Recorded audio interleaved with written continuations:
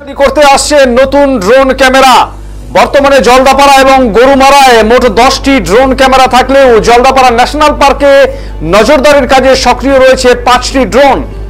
বিশাল তৃণভূমি, জঙ্গল এবং নদী পরিবেষ্টিত এই অভয়ারণ্যকে আরো নিরাপদ রাখতে শীঘ্রই যুক্ত হতে চলেছে আরো আধুনিক ড্রোন প্রযুক্তি। এর ফলে জঙ্গল রক্ষায় নজরদারির ব্যবস্থা বড় রকমের পরিবর্তন আসবে বলে মনে করছেন বনকর্মীরা। জলদাপাড়া অভয়ারণ্য বরাবরই গন্ডার, হাতি ও অন্যান্য বন্যপ্রাণীর জন্য পরিচিত। বিশাল এলাকার উপর সমান তৎপরতায় নজরদারি রাখা সবসময় চ্যালেঞ্জের। সেই কারণে বন বিভাগ ড্রোন নজরদারি ব্যবস্থা চালু করেছে। ড্রোনগুলি প্রতিদিন নির্দিষ্ট রুটে উড়ে জঙ্গলের অবস্থা, প্রাণীদের গতিবিধি, নদীর ধার ও ঘাস জমির অবস্থা পর্যবেক্ষণ করছে।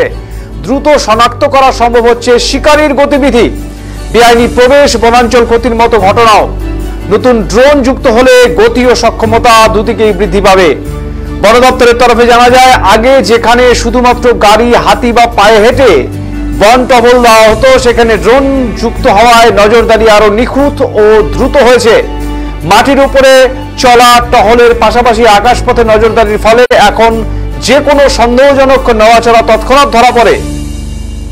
দূরবর্তী ঘাস জমি ও নদী প্রবাহ যেখানে মানব টহল কঠিন, সেখানে ড্রোন অত্যন্ত কার্যকর ভূমিকা পালন করছে।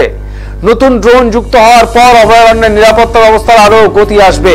বন্যপ্রাণী সংরক্ষণে এটি বড় ভূমিকা রাখবে বলে মনে করা হচ্ছে। একই সঙ্গে প্রযুক্তিগত নজরদারি বাড়ায় শিকার প্রতিরোধ, উদ্ধার কাজ ও জীববৈচিত্র্য সংরক্ষণ আরো উন্নত হবে। প্রকৃতি ও প্রাণ রক্ষায় আধুনিক প্রযুক্তি যে নতুন দিগন্ত খুলছে, জলদাপাড়া তার উজ্জ্বল উদাহরণ।